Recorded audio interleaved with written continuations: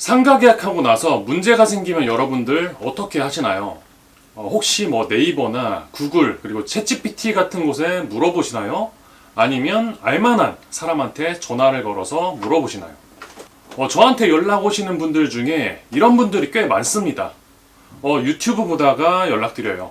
계약서에 뭐 이런 조건이 있는데 건물주랑 지금 이런 문제가 생겼는데 이럴 때 어떻게 해야 되나요? 이런 거 물어보시는 분들 공통점이 하나 있습니다. 직거래로 계약을 했다는 건데요. 자, 오늘은 직거래를 통해서 계약하면 나중에 어떤 문제가 생기는지, 그리고 제가 직거래를 권하지 않는 이유를 말씀을 드리려고 합니다. 그리고 중개거래를 하시는 분들을 위해서 중개사를 제대로 활용하는 방법까지 마지막에 말씀을 드릴 테니까요. 한번 시청해 보시길 바라겠습니다. 여러분들 한번 잘 생각해 보시면 직거래를 하는 이유가 뭘까요?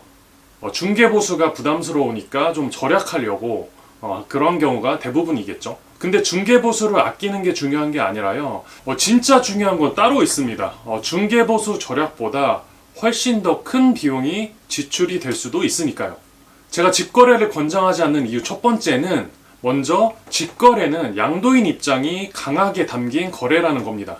직거래로 상가를 내놓는 분들 왜 직거래로 올릴까요? 물론 중개보수를 아끼려는 목적도 있겠지만 더 솔직하게 말씀드리면 임대인이나 혹은 기존 임차인분 입장에서는 직거래로 하는 게 더 큰 금액을 받을 수 있는 유리한 구조라 그렇습니다. 그분들 입장에서는 잘 모르는 초보 창업자를 만나게 되면 감언이설로 큰 권리금을 혹은 높은 월세로 임대차 계약을 맺을 수가 있으니까요. 건물주나 기존 임차인 입장에서는 일단 양도가 되어서 높은 금액으로 계약만 성사되면 사실상 그걸로 끝입니다.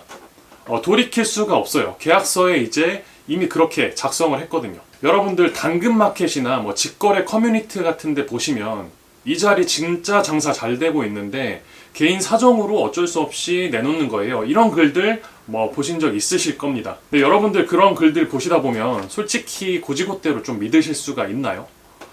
매출을 직접 확인할 방법도 마땅치가 않고, 사실 매출을 좀 보여준다고 해도 좀 악의적인 분들은 애초에 포스 작업까지도 할 수 있기 때문에 좀 믿기가 쉽지 않습니다. 이런 내용들을 종합해 보면 양도인이 큰 금액을 받기 위해서는 본인한테 유리한 얘기만 할 거라는 걸 예상을 해볼 수가 있습니다.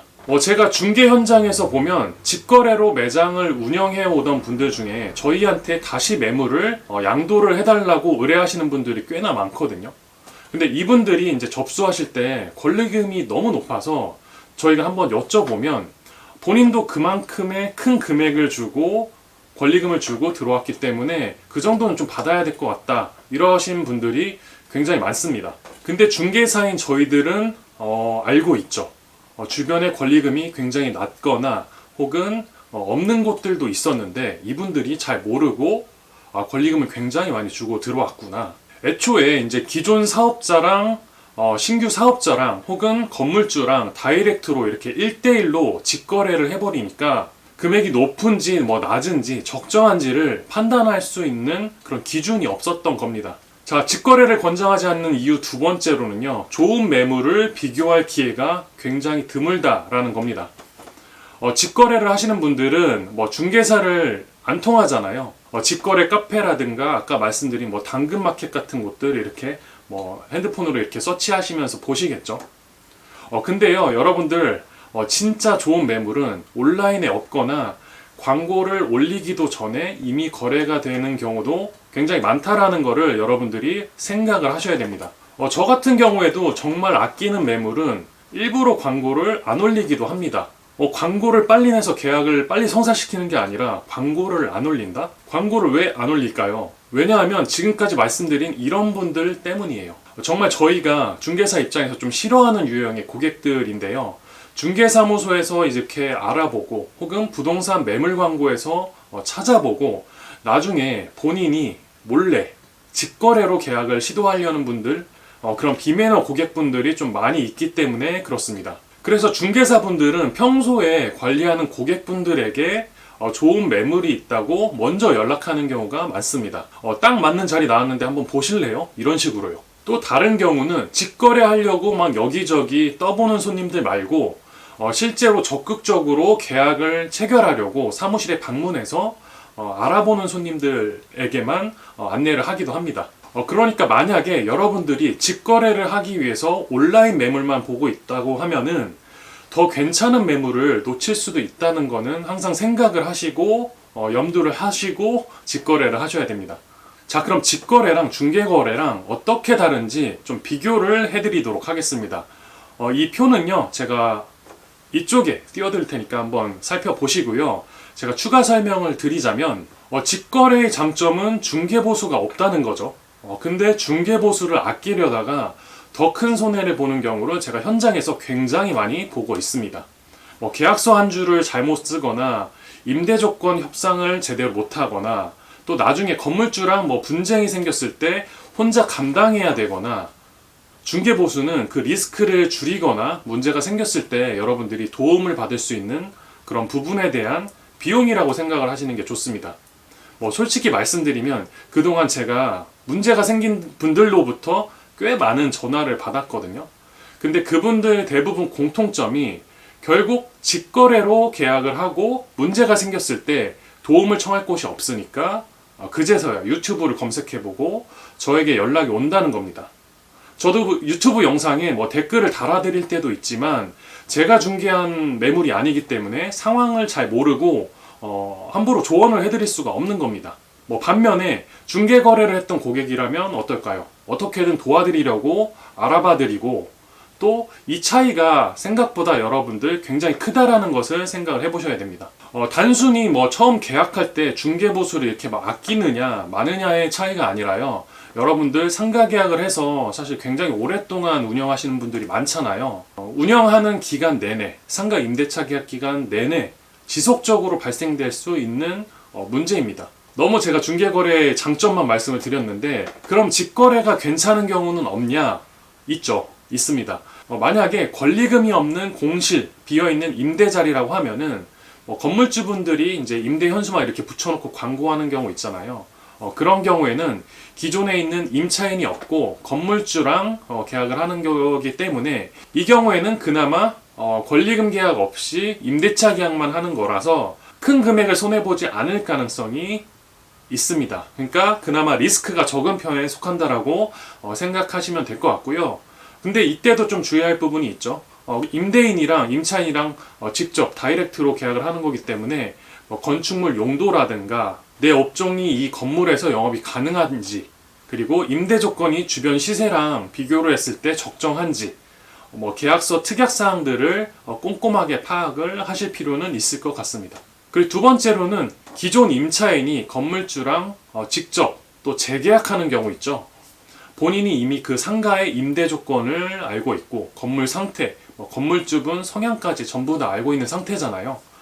조건의 변동이 특별히 없는 상황에서는 이런 경우에는 직거래가 자연스럽다라고 생각을 합니다. 네, 여러분 잘 보고 계신가요? 지금 영상이 조금 도움이 되고 있다면 좋아요와 구독 버튼 눌러주시면 감사하겠습니다. 이런 좋은 실무 정보 계속 올리도록 하겠습니다. 자, 여기까지 영상을 보시고 나는 그래도 직거래를 한번 해보겠다 하시는 분들은 다음 영상에서 상가를 보러 갔을 때 어떠한 부분들을 체크를 하면 좋은지에 대해서 제가 이제 말씀을 드릴 예정이고요. 나는 중개거래를 한번 해봐야겠다. 중개사분을 믿고 중개거래를 맡겨야 되겠다 하시는 분들은 지금부터 제가 이제 중개사를 제대로 활용하는 방법을 말씀을 드릴 테니까요. 한번 끝까지 시청해 보시길 바랍니다. 자, 중개사를 만나기로 했으면 어떻게 활용을 해야 되냐? 이걸 잘 모르면 중개사 사무소를 가도 매물이 없는데요. 이런 말씀 듣게 되면은 한마디로 미팅이 종료가 될 수가 있습니다. 그러니까 지금부터 말씀드리는 4가지 사항 잘 체크를 해보시면 좋을 것 같습니다. 자, 첫 번째로는요. 핵심되는 조건들 3-4가지 정도만 먼저 정리를 해두시는 게 좋을 것 같아요. 좋은 매물 있으면 소개해 주세요. 이런 분들 굉장히 많으신데 이게 굉장히 막연한 얘기거든요. 제발 이렇게 말씀하지 마시고요. 조건이 너무나 많을수록 선택지는 줄어들고 중개사분께서도 여러분들께 좋은 매물을 매칭하기가 굉장히 어려워집니다. 내 업종에서 절대 포기 못하는 딱 3-4가지 정도만 정하고 나머지는 상황에 맞춰서 조금 융통성 있게 조건을 보실 필요가 있습니다. 그래서 이렇게 메모를 해서 가시는 것을 권장을 드립니다. 창업자들이 가장 많이 물어보는 사항 8가지를 제가 정리를 해봤는데, 상권 있죠. 어느 동네에서 창업을 할 것인지, 그리고 층수도 중요합니다.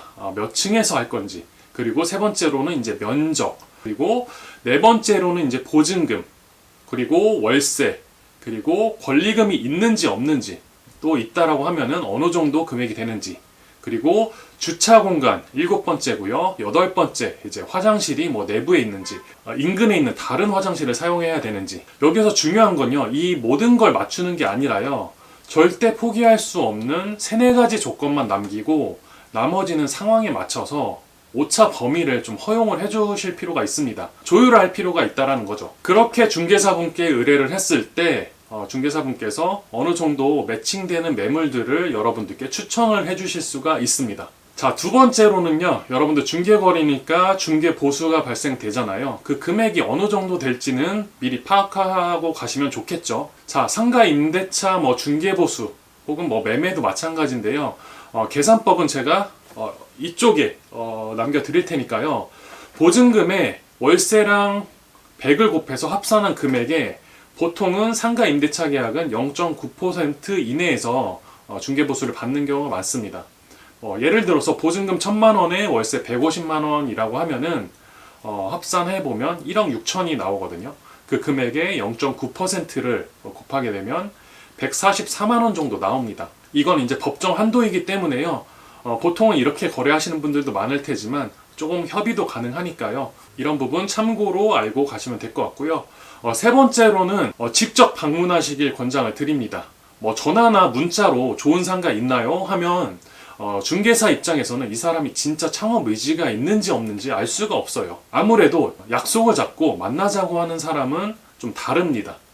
이분은 진짜 하려고 하시는 분이구나, 이렇게 생각을 하게 되거든요. 그랬을 때 광고를 안 하고 있는 좋은 매물들을 여러분들께 소개를 해줄 수도 있습니다. 이게 큰 직거래와의 차이점이겠죠. 그리고 네 번째는 현장에서 체크한 건물 주소를 한번 메모를 해서 가져가 보세요. 여러분들이 이렇게 상권을 혹은 거리를 돌아다니다가 보면은 이 건물 여기 위치 굉장히 괜찮은데 나 이쪽에서 장사하면 좀 잘 될 수 있을 것 같은데, 이런 마음이 드실 수 있잖아요. 근데 그 가게가 지금 임대로 나와 있는지 아닌지를 모를 텐데, 여러분들 그런 경우에는 마음에 드는 상가를 만났다면 모바일로 이렇게 사진을 찍어 두시거나, 혹은 주소 같은 경우를 파악하실 수가 있으면 메모를 해 두셨다가 중개사분 미팅을 할 때 한번 여쭤보세요. 혹시 이 건물 임대로 나온 게 있나요?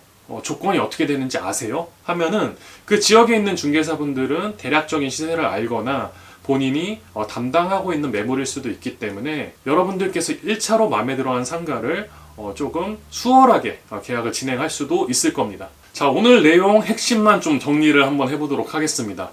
여러분들, 좋은 매물은 온라인에만 있는 게 아닙니다. 그리고 직거래가 무조건 나쁘다는 게 아니에요. 근데 직거래만 보면 볼 수 있는 시장이 너무나 좁습니다. 그리고 좋은 매물일수록 광고가 올라오기 전에 나갑니다. 지금까지 제가 말씀드린 사항들을 여러분들이 잘 인지를 하셨다고 하면은 이제 매물을 찾는 방법이 조금 달라지셔야 됩니다. 네이버 부동산이나 당근마켓에서 직거래 매물만 찾을 것이 아니라 여러분들이 중요하게 생각하는 핵심 조건들을 메모로 하시고 중개사무소에 몇 곳을 방문해 보면서 직접 현장 모습도 보고 상권이 어떤지 중개사분의 조언을 잘 들어보시기를 권장을 드립니다. 다음 편에서는 임장할 때 현장에서 반드시 체크해야 될 사항들을 좀 정리해서 말씀을 드리도록 하겠습니다. 구독을 눌러두시면 다음 편 바로 보실 수가 있고요. 그리고 마지막으로 하나만요. 직거래로 상가 구해보신 분들 계시죠? 어떠셨는지 댓글로 후기를 좀 남겨주시면 다른 분들도 참고가 되실 것 같습니다. 자, 영상이 도움이 되셨다면 좋아요와 구독 버튼 눌러주시고요. 저는 다음 영상에서 인사드리도록 하겠습니다. 감사합니다.